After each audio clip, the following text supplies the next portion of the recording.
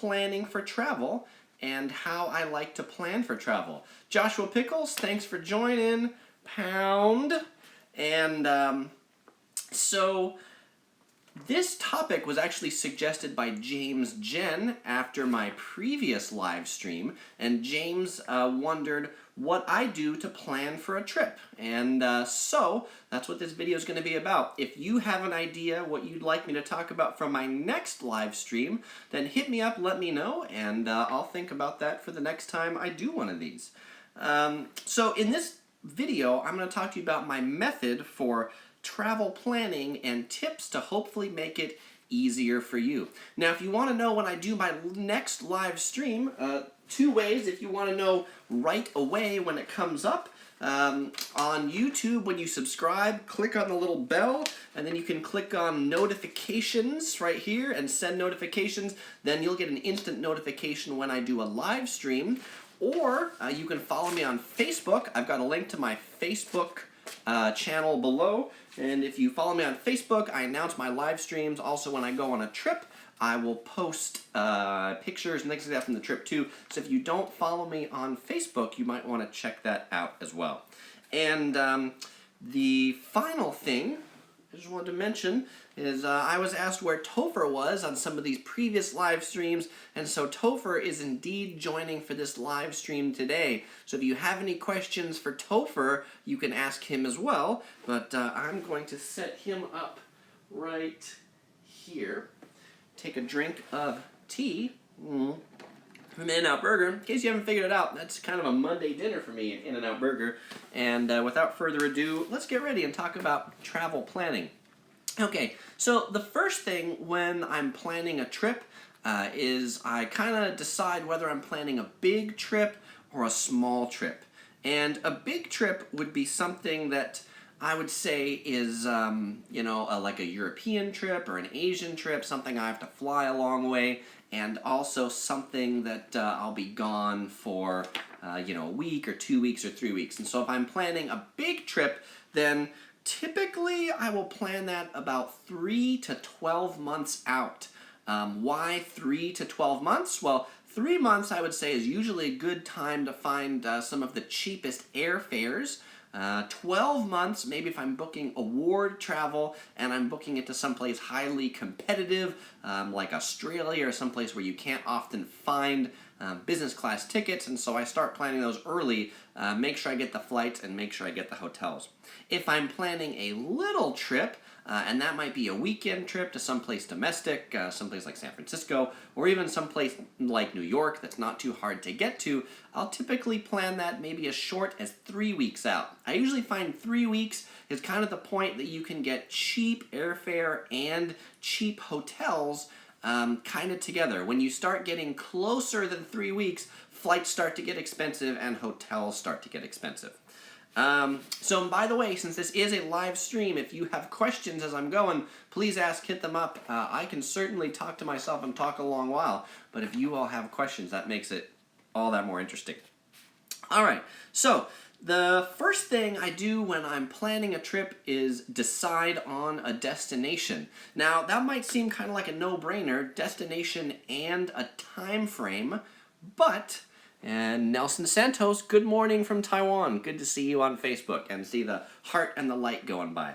So, deciding on the destination and the time frame, I usually have a set of destinations in mind. So I'm actually not one of those people that says, I am going to Melbourne, Australia, and it's going to be on this day. I usually say something like, hey, I would like to take a trip in May or June, and the places I'm thinking about are Switzerland, Ireland, Stockholm, and maybe Singapore.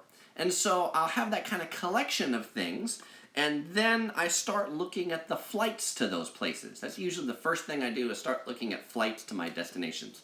And when I look at flights to the destinations, generally I'm looking for flights that are either, one, cheap, or I can get award tickets. I have a lot of United miles. I do a lot of United credit card purchases and things like that. So I have a lot of United miles, Chase Ultimate Rewards points. So I'm often booking my trips using award points, because if you can fly someplace for free, that makes it oh so much cheaper to do everything else. So typically the things I'll look at otherwise besides flight cost include, well, what the flight duration is. I usually fly out of San Diego or Los Angeles airport. I love direct flights. I hate like ridiculous 12 connections. And just a couple comments I'll read on Facebook and continue. Just saw a nice smiley face come by on Facebook from OC Girl. Welcome, thanks for joining us. Nelson Santos says, this Friday I went to Singapore and saw your videos from Singapore. Good job. Well, Nelson, that's awesome. I hope you had a great time in Singapore. You get a like on the comment, and thanks for joining today. And Katie, good afternoon from Australia. All right, thanks for joining. So the other things I look at when I'm looking at flight considerations are what the airlines are. There's certain airlines that I like. I know there's been United in the news quite a bit about dragging passengers off and things like that. I still like United for their economy plus seats because I like the extra legroom. I look at the airline alliance. I tend to fly Star Alliance because that's where I have a lot of my airline loyalty programs. And Brandon Torres on YouTube says, love all your content, Yellow. Thanks, Brandon. I love that you watch it and love that you love it too.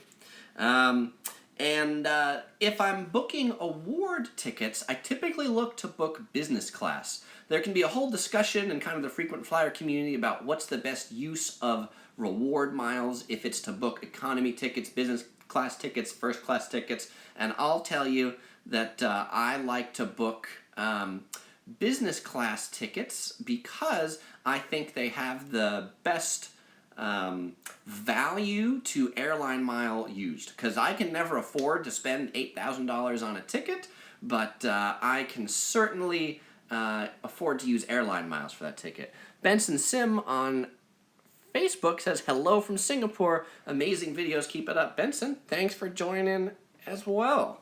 All the way from Singapore. A couple of viewers from Singapore and Taiwan. That is excellent. Thank you all for joining. So the next thing I look at if I'm using award miles is I look at whether it's a saver ticket or a non-saver ticket, like a regular price ticket. And I'll tell you, if I'm using award miles, I will never book a regular price ticket because regular price award mile tickets are usually 2 to 3 times the price, and I don't find it worth it. I'll find the time to go that I can get the saver awards and get it for a third of the price of that regular awards. The other thing that I look at if I'm booking with award miles, I will check the airline websites, but I will also check partner airline websites. So it's kind of tricky. Like if you're using United miles, United doesn't actually display all the inventory for every airline. A lot of times you have to go on other airline websites that are part of the alliance to see it. Or last resort, if you are using award miles, call the airline and ask if they can book flights on another particular airline, because often they won't be displayed on the website. Some of the best award tickets I've gotten are when I've had to actually call in and book that award. And the other thing to know, if you are booking award tickets, a lot of times it's the partner airlines that have the best availability. If I'm using United miles, I almost rarely book on United, but we'll be going to Switzerland in a few weeks, and we are traveling on Swiss Airlines using United miles, business class on Swiss Airlines, which I'm looking forward to that. That should be nice. I've used American Airlines miles to book Japan Airlines flights, United miles to book Asiana flights, Chase Ultimate Rewards points to book Singapore Airlines flights, so it's almost typically a currency other than the airline that I actually fly that I then book on. The other thing that I think about if I'm planning the trip is I look at creative routing. So if I'm booking an award ticket and I'm going, San Diego to Tokyo, I might not just be looking for that San Diego to Tokyo flight, but I might look and say, hey, is there something like San Diego to San Francisco to Hong Kong to Tokyo, right? You can often find the business class seat. You can often find the business class tickets that way. So Boss Jamil asked some interesting questions that I'm not sure that I'll answer. But Justin Hong, it's awesome. Thanks for loving from Australia. Okay, so changing to the second page of my notes here. If I'm booking on short notice, like 3 days out, then I'll also be checking on what seats are available. I know there's a lot of people who might book flights, and one of the biggest mistakes you can make is not booking a seat at the time you make the flight, especially if it's a long flight. So I really like aisle seats. I almost won't fly if I don't have an aisle seat. I'm one of those people who likes to get up, I like to go to the bathroom, I like to walk around, and so having an aisle seat on a flight available at the time that I book it is pretty important to me. Also, economy plus extra legroom. Some other things I'll look at when I look at the flights are what are the on-time statistics for the flight. I personally, when I plan travel, like to pick flights that are early in the morning, because early in the morning flights are often the most on-time flights. You can, on many of the airline websites, you can find on-time statistics. And some flights you'll look and you can see they'll only be on time like 50% of the time. That would not be a flight that I would like to take. The other tip I have for you is think about what are high revenue flights when you book them. The airlines, when they choose to delay flights, and if there's weather, Shannon Walsh says my shirt is printed in reverse. And no, my shirt actually isn't printed in reverse. I just find that sometimes when I do these live streams, the selfie camera and the way it does a live stream reverses the text. It's really super strange, but this is actually printed forward. But I guess I'm in reverse when you're looking for me. I know, bizarre. And that might be just a Facebook thing. I'm curious. For the folks on YouTube, does my shirt look printed regular, or does it look printed in reverse to y'all? Okay, so high revenue flights are often also the most on time because the airlines don't really want to delay their passengers that pay a lot of money for tickets. When I've taken flights to Asia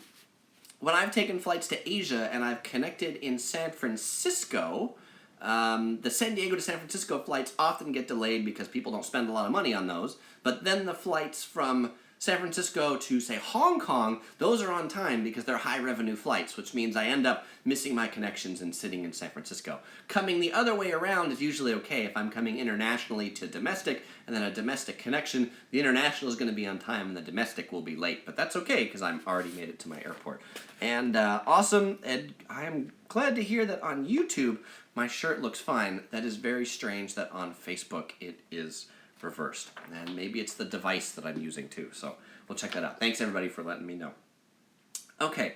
The other thing I look at is when I'm planning my trip, are my dates firm? Are my plans firm? Or are they flexible or changeable and I'm not sure? Often the good thing about award tickets for certain airlines is they can be flexible and changeable. With United, because I'm a Premier Platinum, I can change the flights for free up to 45 days before. If I'm traveling domestically and I think I'm going to be changing my tickets, then I will book with Southwest. I often avoid Southwest like the plague because I don't really like their boarding system. But if I'm not too sure that I'm going to be traveling, I like the flexibility that Southwest has of you can cancel, change, refund your trip at just about any time, and there's no change fee. So that's kind of a great thing about Southwest. Jason Bonk asks, what is your favorite destination you have traveled to? So I think my favorite destination can probably be summed up by the country that I have the most videos to, and that would be Tokyo, Japan. I think my second favorite destination is probably Singapore, and my favorite beach destination is definitely Maui in Hawaii because I really love the Ondas in Maui. All right, cool. Jason, great question. Okay, and Yippee asks, when going to Southeast Asia, what vaccinations, if any, do you think are important? Wow, that's kind of an interesting question, and I guess I just have the standard U.S. vaccinations. I don't think I get any particular special vaccinations for special countries. That's just me, but I don't go into any super jungle areas. I think you can probably just go to your doctor and say, hey, I'm traveling to these places. Are there any specific shots that you recommend? I know some friends of mine who've traveled to places like Africa that often get some interesting vaccinations, but that's certainly something your doctor would know. Unfortunately, my degree is in computer science and not medicine, so I'm probably not the best person to answer that question. Brandon Torres asks, what is my favorite European destination. I think my favorite European destination, and this is going to be a tough one, but I am going to go ahead and say Italy as a country. And I'll say the reason why I like Italy as a country to visit is Italy has really delicious food. Almost any restaurant you go into Italy will be like awesome, and the food will be great, and usually not too expensive. And so I like that part about Italy. I don't like that Italy's like not super clean and can be kind of crazy, but the food in Italy is delicious. Paris, France, also a classic destination. It's neat to see the Eiffel Tower, a lot of the culture there. I am also half Czech from the Czech Republic, so I'm also partial to Prague. And the final one I'll mention is Vienna in Austria. Really enjoy Vienna. Not many people go to Vienna, but I'll tell you, Vienna is a really neat place because it wasn't really destroyed during any of the world wars. It's a particularly well-preserved city center, clean and nice. Benson Sim asks on Facebook, what's your job? Seeing you can afford the time and money to travel around the world sure is envious. Benson, so I manage software development projects, and so I have probably the same amount of vacation that most of you do, but when I travel to a trip, I typically can record videos that I can upload to Facebook for weeks or months on end after a 1-week trip. I've got so much video from previous trips 2 to 3 years back that it probably seems like I'm going to a lot of different places, though I'm probably only taking 2 or 3 big trips a year, and then a couple small trips throughout the year, and so it just kind of seems like a lot. I also do travel to work for a little bit. I usually don't do a lot of the videos on my work travel, though. And Yippee on YouTube says Vienna's one of Yippie's favorites too. That's excellent, Yippee. Okay, so now I was going to talk about some of the tools that I use to plan my travel after I drink some tea. Okay, so of course by tools I don't mean like wrenches or rulers or things like that, but online travel tools. So one of the first places that I go when I'm looking for flights is I go to kayak.com. It's like the kayak that you take in the sea, K-A-Y-A-K.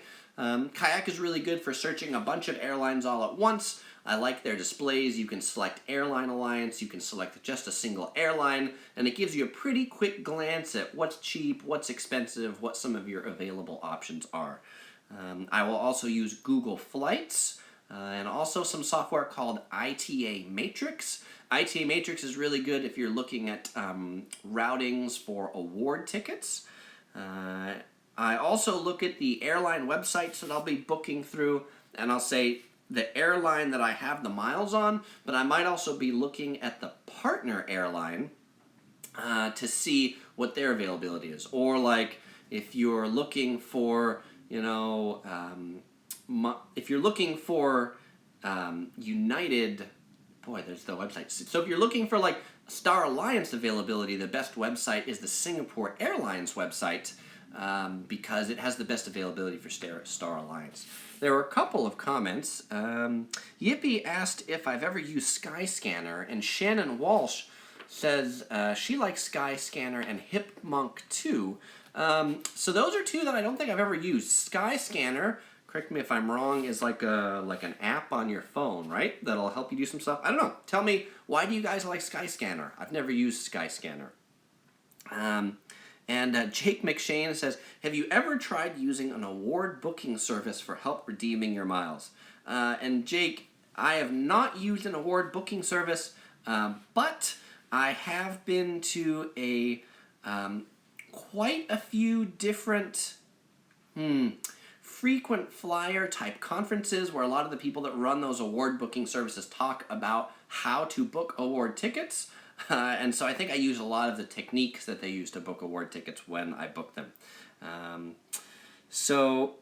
Let's see. There was a question from Frizzone that says, what is Skyscanner? And Yippee, who's one of the people that recommended it, says Yippee uses it on their laptop and it compares many flights and prices. So, Shannon on Facebook basically says a similar thing. Skyscanner is a website, searches many different airlines and booking sites. So, hey, thanks for the tip. I will check out Skyscanner next time. And Joshua Pickles recommends skiplag.com. And skiplag.com is, let's see, another kind of one of these flights that says they're better at finding cheap flights than anywhere else. And yes, Mr. Pickles, that's a good suggestion, because one of the things that Skiplag is good at is finding some of the hidden city fares, things like if you drop a city at the end or you have ticketing in the middle, so that's a good one to check out as well. I also look at a blog called The Flight Deal. It's theflightdeal.com. It's kind of a curated site, and you can pick like where you're leaving from. Say you're leaving from Los Angeles, and they'll post what some of the best price fares are. That was how I found some of the $400 fares to Tokyo from LA. Another place to check for cheap fares is Flyer Talk. There's a whole mileage run forum on Flyer Talk where people will post cheap fares as well. Okay. Finally, the last tool I use is calling the airline. And one of the things that I'll tell you about calling the airline, and one of the tips that most people say at a lot of these frequent flyer conferences, the people who run the award booking services, is if you call the airline and you think there's availability but they can't book it for you, hang up and call again. You don't get a cooperative agent, hang up and call again. Airline agents can do some pretty impressive and creative things, but you have to find a good cooperative one, and so you didn't find a good cooperative one. A great tool is to hang up and call again. Okay, some other things to think about, at least that I think about when I'm booking trips on like Kayak or ITA Matrix, is I'll use the month-long view. I'll try to see, hey, what are the days that are particularly cheapest to travel? And I might be wanting to, I usually say, well, hey, I want to go to this place between 7 and 14 days. And depending upon what days the flights are the cheapest is often the days that I'll end up booking. Using the flexible dates options, but then also picking some specific dates, because sometimes the flexible month-long view doesn't actually show everything that shows up if you just do the single date view. And then I do the very low-tech solution, is when I'm finally narrowing down to single dates and flight availability, I just have a piece of paper and I write down the dates and the prices that I see and the routings, and then when I come back and say, oh, I like that outbound date best and this return date best, and that's what I end up with. And I typically look at those separately. What are the prices for a certain outbound date, and what are the prices for a return date? Brandon Torres says, Topher, I see you. Topher says, Brandon, I see your message too. All right. He was getting lonely back there, so Topher's really happy that somebody noticed him. Okay, so once I've got the flights kind of narrowed down, then I move on to planning a hotel. So how do I pick a hotel? The first thing I do is I'll start with TripAdvisor for the city that I'm going to. And nice smiley face there. So on TripAdvisor, I will put in the city, the destination. I don't look at the prices on TripAdvisor. I'm basically strictly looking there for the reviews and kind of the rankings. And I'm not really looking at, well, what's the top number 1 or 2, but, is this hotel in the top third of the hotels on TripAdvisor, or is it in the bottom third? If it's in the bottom third, then I might not be super interested. I will then, if I've narrowed down on a few hotels I think are interesting, I will go to Flyer Talk. Flyer Talk is a message board for frequent flyers, and on Flyer Talk I will search for threads on the hotel that I'm going to be staying at. I find that people on Flyer Talk, as very frequent travelers, look for a lot of the similar things that I do, and I find their reviews to often be better, more comprehensive, and aligned to what I like than the reviews on TripAdvisor.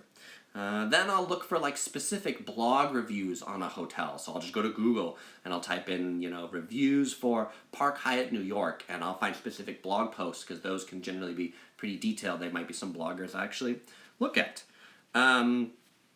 I like Marriott and Sheraton. I'm definitely a Marriott person. Marriott, Sheraton, Hyatt, and Hilton in that order. Yes, those are American chains. Of the rest of the American chains, Best Western and Holiday Inn, those basically don't exist to me. I don't stay at Best Westerns or Holiday Inns. I don't particularly like them, and I generally find that their consistency is not as high as the other brands.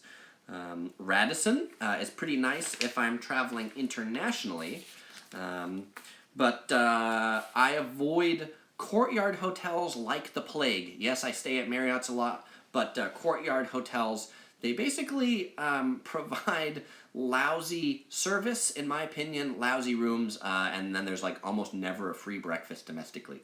Courtyards internationally in Asia and in Europe can sometimes be a different story. Actually, I really like the Courtyard in Stockholm, Sweden. They have a really great complimentary breakfast buffet for Gold and Platinum members, but they're really lousy domestic in the U.S.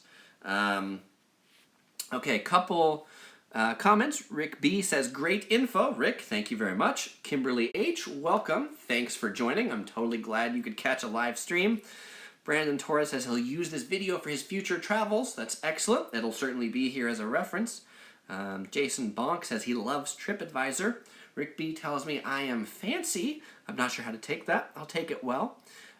Joshua Crabtree asks, what's your favorite hotel in Las Vegas, Nevada? That's an interesting question. And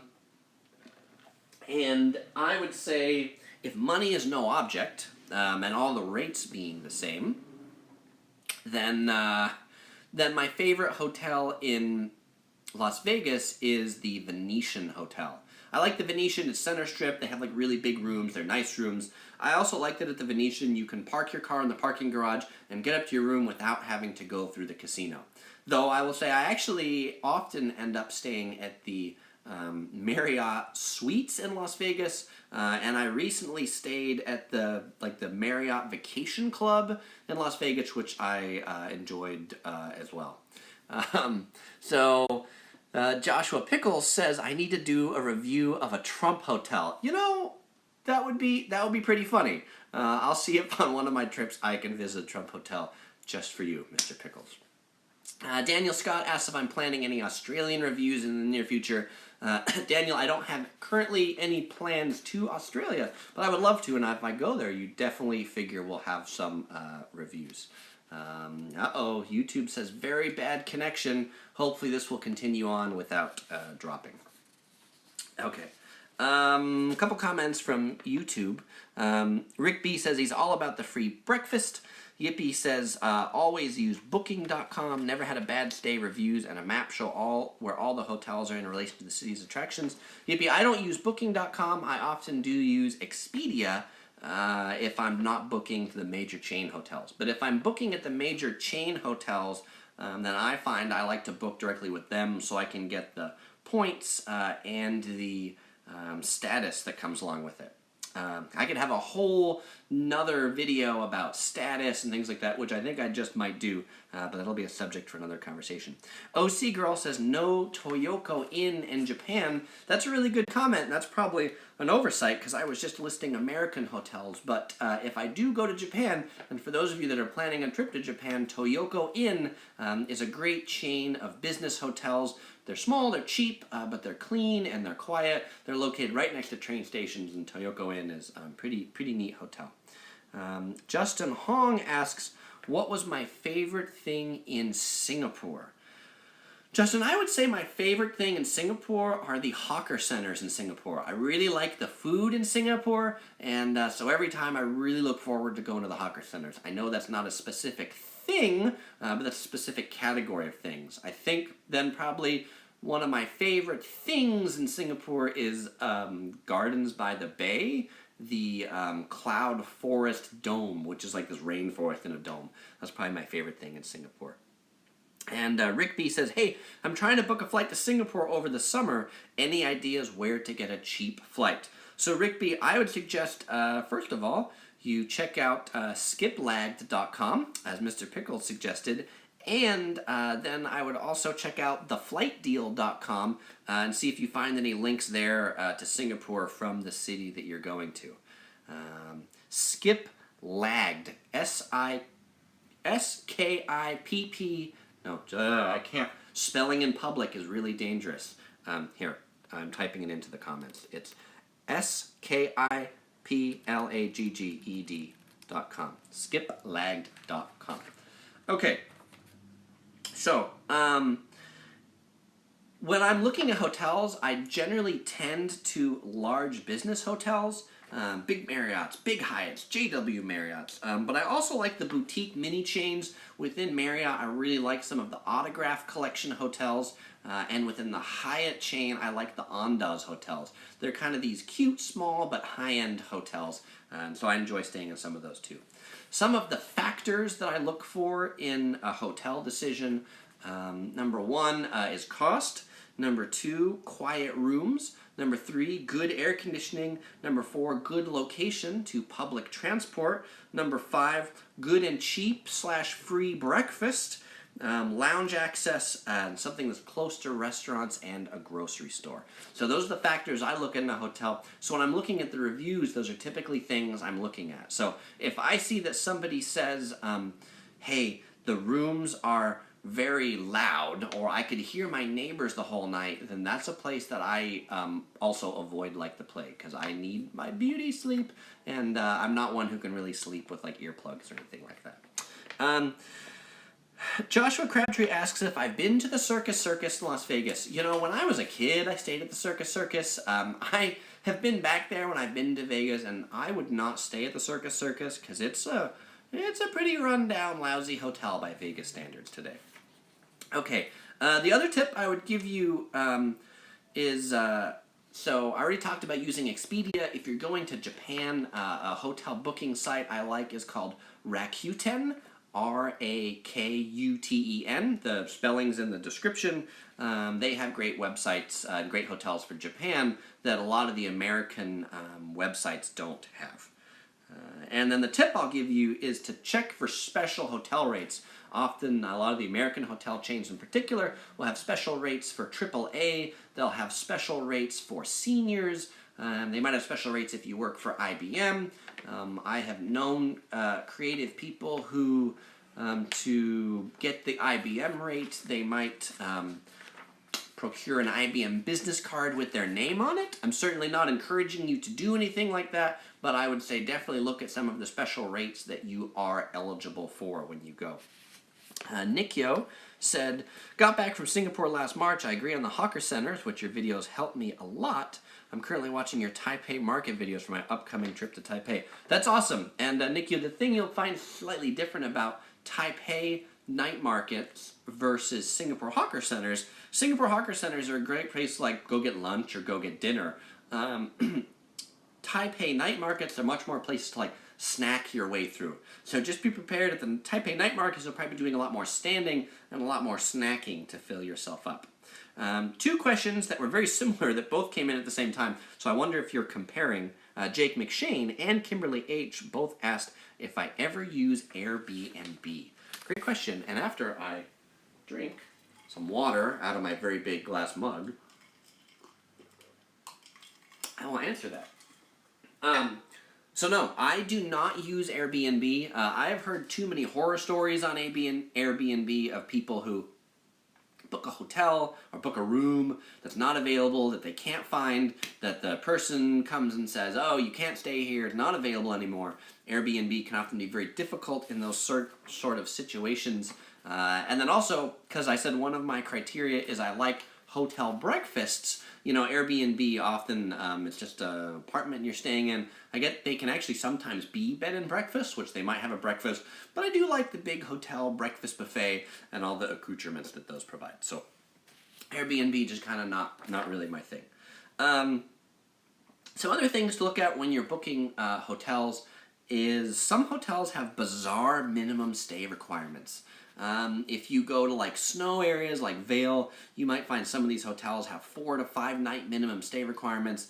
The Andaz in Maui is particularly bizarre because they'll have different stay requirements if you're booking an award ticket versus you're booking a paid rate. For like award tickets, you have to book 5 or 7 nights at a time, and if you just search for one night, it'll say no availability, but you have to take that filter out. So if you're looking at a hotel and you find that like they never have any availability, try giving the front desk a call and asking them, and they might tell you about their bizarre minimum stay requirements. Daniel Scott asks, do you use anything to make long-distance flying more comfortable, e.g. earplugs, or do you find it unnecessary? I use 2 things on all flights, long flights, short flights. which is I have some Bose noise canceling headphones. I've got two types. I've got the over-the-ear ones and I've got the in-ear ones. The in-ear ones are fine for like short flights, like 3 hours. Other than that, they make my ears sore on the inside. The big ones are good for long flights. They help me sleep because I'm not bothered by the noise. And then I also wear an eye mask because if I might be in an area that's by where the drink carts are coming by that have bright light, I can put the eye mask on and not be bothered. Katie Walsh says she's only ever had positive experiences with Airbnb, but always book a whole apartment as opposed to a room. Great way to stay in a city like Rome, for example, and feel like a local. Katie, I've heard great responses from other people too, and I'm glad you have as well. So that's a great success story. A couple comments on YouTube. Brandon Torres says micro hotels in Japan. Brandon, is that a question? Like if I've ever stayed there? The Traveling Breeze says, thanks for the information. Traveling Breeze, thanks for joining, and thanks for your information about Switzerland for our upcoming trip. And Yippee agrees on the Bose noise-canceling headphones. And Jake McShane asks, do you buy travel insurance?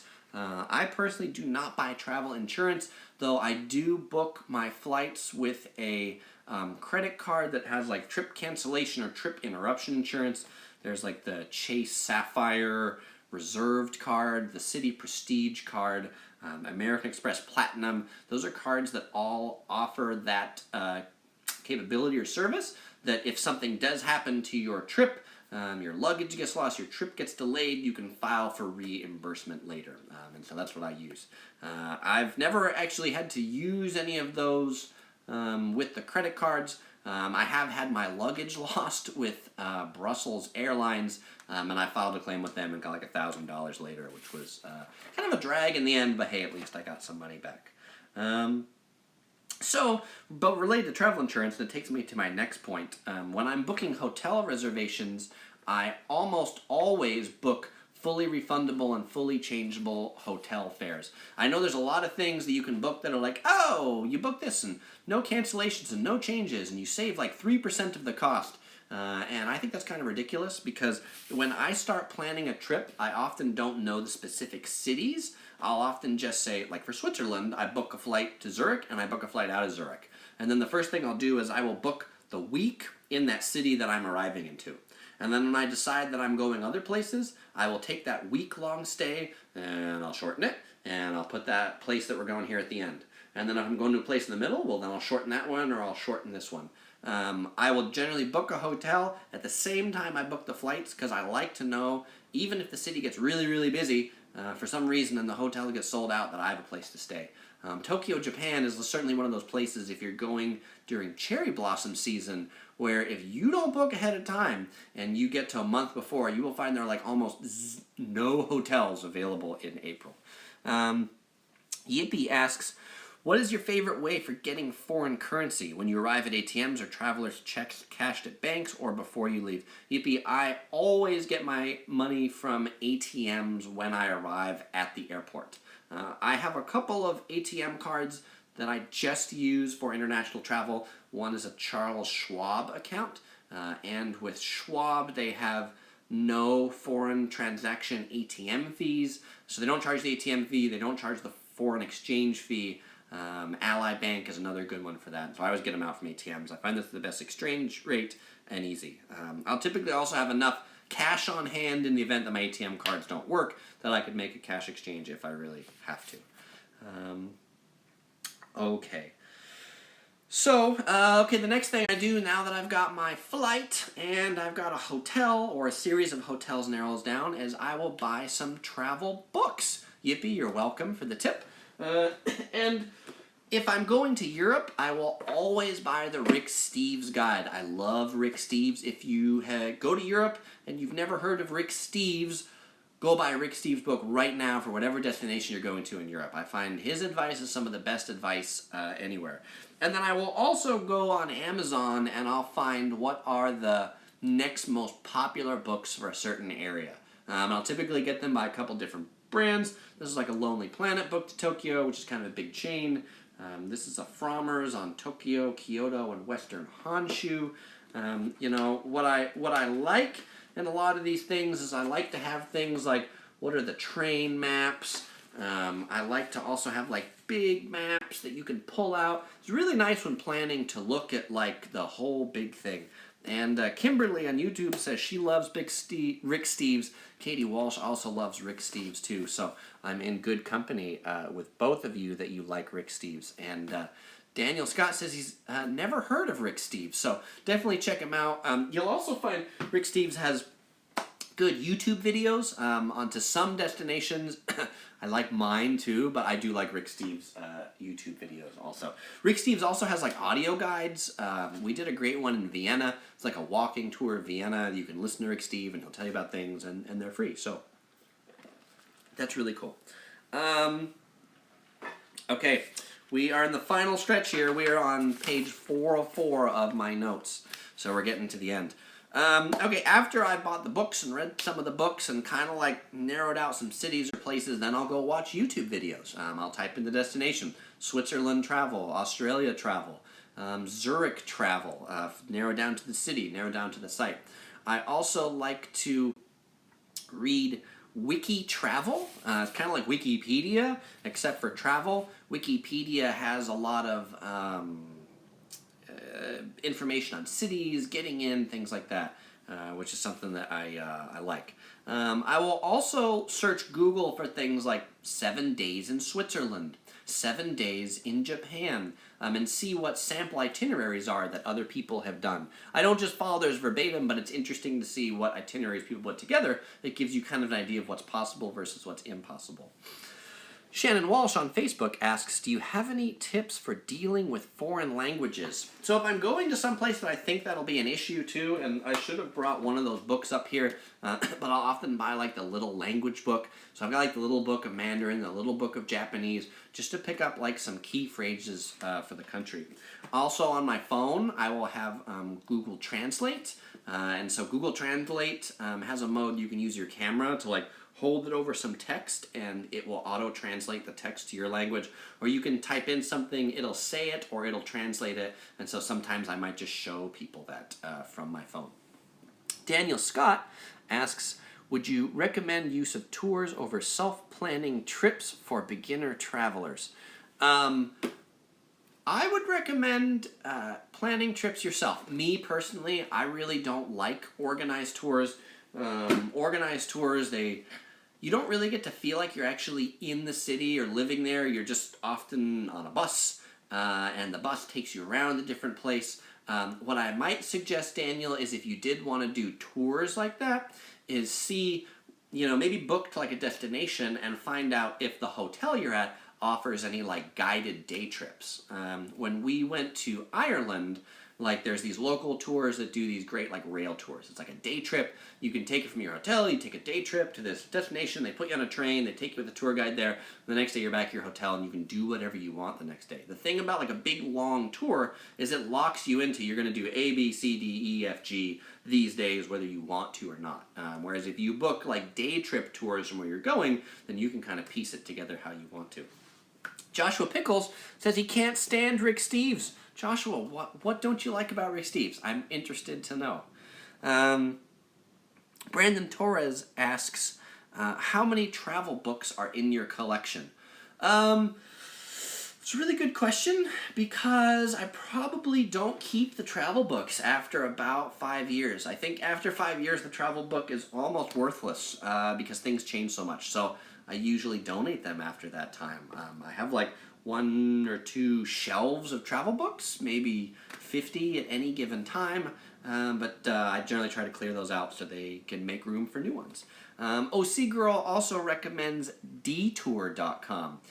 Detour has a lot of great tours, like in the US. They have these audio guides that you can take through Los Angeles, through San Francisco. They're kind of cute, cute's maybe not the right word, but interesting alternative perspectives on a city. So Detour, detour.com. Check out their audio guides. They do charge money for their audio guides, but I think they're pretty interesting. Yippee says, one last question. Your favorite ramen restaurant in Tokyo, if you have one. Thanks, I'm going next month.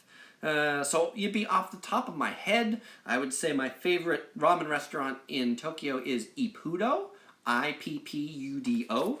I'll drop that into the comments so you can see it spelled. They're a chain, but they are pretty good. Okay. So, then after I've got an idea of like kind of a general itinerary where I want to go, I'll put together something like this, which is like a general itinerary in Google Docs. Something that says something like, we'll arrive on this day, we'll sleep this night at this hotel, we'll sleep this night at this hotel, we'll take a train to this place, we'll be in this hotel for these nights, we'll take a train to this place, and maybe some of the major attractions, and then when we leave. And the detailed travel planning, actually, I often leave that up to OC Girl, my wife, to then come in and say, well, we're going to go eat at these places. Eating's very important in a country. So we could have a whole another one of these things about what types of places do we like to eat at, what types of things do we like to see. But I'll plan a lot of those things on TripAdvisor, too. I'll look at TripAdvisor. I'll try to see what are the major attractions in a certain destination. I will look at Flyer Talk forums.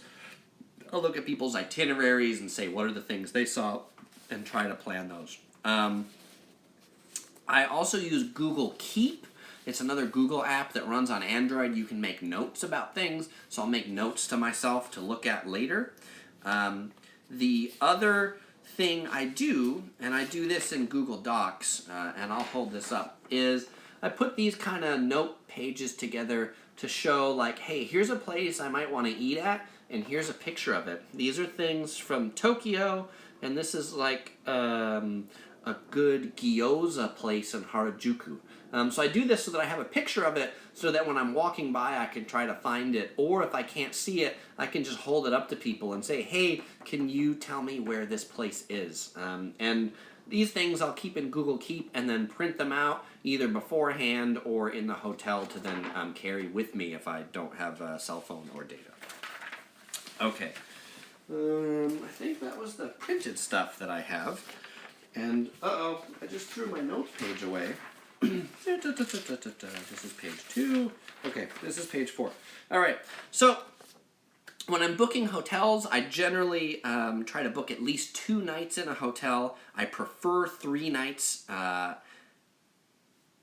I don't like 1 night in a hotel. The reason why I don't like 1 night in a hotel, you never really get to unpack. You just get in the hotel and then you're already leaving again. You don't really get to enjoy the hotel. So I generally try to do 2 nights. I prefer 3. For modes of transport, I generally prefer trains, then cars, then planes. Trains are a really great form of transportation. They'll often take you to the city centers. You spend a lot less time than planes. The reason why I don't like cars, I drive a lot living in Southern California, and so it's often refreshing to go to places that have good train transportation. As I get to about a month out, that's when I'll start booking my train tickets. I'll print out the ideal train times, so I'll know like, hey, there's a train at 10 and there's a train at 2. It's useful to know that, not just show up at the train station and say, hey, I want to go here, and they're like, well, the next train's not for 4 hours. So I like to know those ahead of time. And I might book the train tickets ahead of time or the rail passes ahead of time. I'll also determine the airport to hotel transportation. Do I want to take a taxi? Do I want to take a train? Do I want to take a bus? And I'll print out the major attraction info, just kind of like you saw. And yes, I always print it out because I never know when my computer is going to work, whether my phone's going to work. But you know what? My paper is always going to work. Paper's really great like that. And so then right before I go, and this would be like a day or 2 before I go, I check the weather and make sure that I've packed appropriately. Do I need a jacket? Do I need shorts? Do I need long pants? What's it looking like? Because the weather often can change. I also be on the lookout. That doesn't really sound very good, but for possible weather delays for flights. And if there is weather and the airline is offering like to change to a day before or afterwards, I will absolutely change before or afterwards to not go into a snowstorm. Couple days out, I will check the hotel prices again to see the hotel prices may have lowered. And at that point, non-refundable rates may be available that are cheaper than my refundable rates. And if so, I will rebook with the non-refundable rate. Because if it's like 2 or 3 days out, pretty sure I'm going at that point so I can book to the non-refundable rate. But I would highly recommend that if you booked your hotels more than a month out, that you recheck the prices a couple days before you go. Early enough within the cancellation time frame. I also make sure I have enough money in my ATM account, and then I download Google Maps offline. Google Maps has an offline tile mode that you can download all of the tiles or region to your phone, and that way you don't actually need a data connection to see everything. You can search for stuff without even being online, so that's a great feature. Definitely do that if you use Google Maps. And then the night before, and we're just about at the end of this video, the night before is I decide which travel buddies are going, and so Topher goes on almost every trip. And so the night before, I make sure Topher's around. I make sure he's in his little travel bag of sorts. This is his cute little bag. And then I also decide whether Topher needs any headgear or attire. You've seen Topher in some of the videos with leis, hats. This is his I Love Japan headgear. And then I decide if ushi or things like that are coming along. So that's... And then I finish the final packing of my luggage. Topher's always in the carry-on, though, because I don't want him to get lost with the luggage. So, everybody, thanks for tuning in. I appreciate it. Daniel Scott on Facebook. Thanks for watching. Advice is my pleasure. Let's see. Brandon Torres thinks it's cute. That's awesome. Justin Hong says, great advice. So now what I would request from all of y'all is I don't have a topic for my next video. I can certainly come up with one. I can talk about hotel loyalty programs or other various things. But if you've got an idea of what you would like me to talk about, leave me a comment and let me know. And again, if you don't follow me on Facebook, follow me on Facebook, because you'll find lots of new things on Facebook that I don't post on YouTube, things like pictures, 360 pictures, and then I announce these upcoming live streams a few days in advance on Facebook that there's really no good way to do on YouTube. Okay, so with that, thank you very much all for watching. Bye-bye. Bye.